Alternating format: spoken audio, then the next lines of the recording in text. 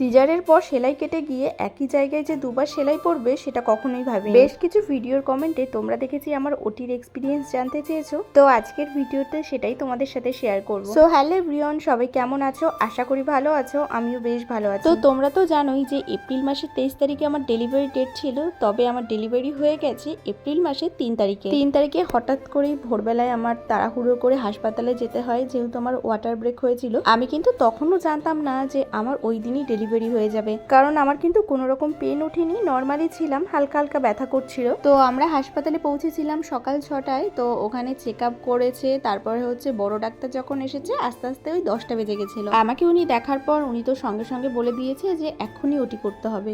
এবার আমি তো ভীষণ ভয় পেয়ে গেছি, যেহেতু মনের দিক থেকে আমি পুরোপুরিভাবে তৈরি ছিলাম না।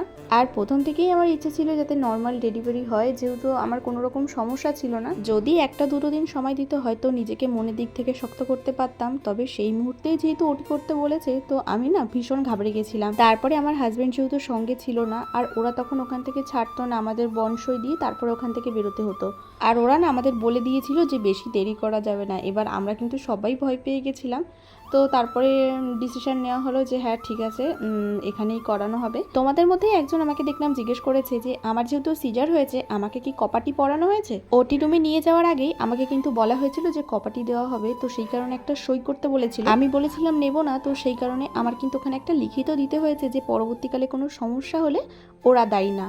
তো সেই লিখিতটা তো আমি লিখেছিলাম। তো তারপরে যখন ওটি রুমে নিয়ে গেছে, আর যেহেতু একদম প্রথম, তো ভীষণ ভয় লাগছিল।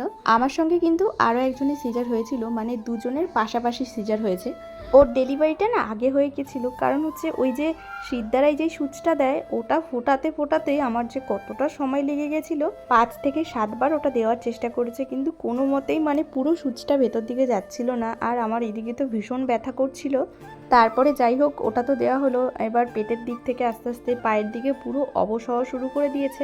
ডাক্তার আমাকে তখন বলছে যে পাটা উঁচু করে দেখো। তো এবার আমি পা যেহেতু অবশ হয়ে গেছে আর উঁচু করতে পারছিলাম না। তারপরে আমাকে বললো পেটে চিমটি কাটছি, দেখো বুঝতে পারো কিনা। পেটে যে টাচ হচ্ছে সেটা বুঝতে পারছি, তবে চিমটি কাটলে যে ব্যথাটা লাগে সেটা আর বুঝতে পারছি না। তারপরেও আমার ভয় লাগছিল যে পেট কাটার পর যদি পুরো ব্যথাটা আমি অনুভব করতে পারি, মানে যদি পুরোপুরি অবশ না হয়। সেরকম কিছু হয়নি, তবে ওরা যে পেটে হাত দিচ্ছে বা কিছু একটা বের করছে এইসব জিনিস সবই বুঝতে পারছিলাম, তবে শুধু ব্যথাটাই আমি বুঝতে পারিনি। আর সেই মুহূর্তে আমার না হঠাৎ করে ভীষণ গা গুলিয়ে উঠেছে, খুব বমি পাচ্ছিল, তবে বমিটা আর হয়নি।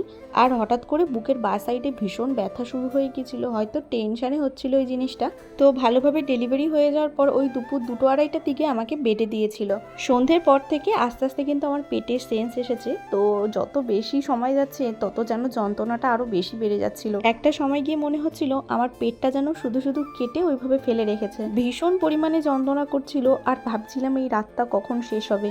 সেদিনকে যেন রাতই শেষ হচ্ছিল না, শুধু জানলার বাইরের দিকে আমি তাকিয়েছিলাম ভোরের আলো কখন ফুটবে।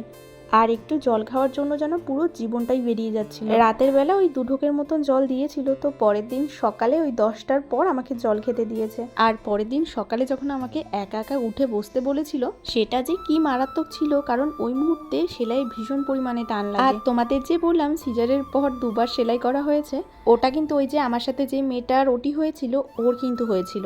ওর দুটো সেলাইতে কোনো রকম সমস্যা হয়ে গেছিল, মানে ওকে যখন বেডে দেওয়া হয়েছে পরে দেখা গেছে যে ওর মানে ওই সেলাই জায়গা থেকে ভীষণ পরিমাণে ব্লিডিং হচ্ছিল। তারপরে আবার ওকে ওটিতে নিয়ে গিয়ে সেলাই দেওয়া হয়েছে। এগুলো কিন্তু আমাকে পরে বলেছিল। সত্যি দিনটা যে কি ছিল।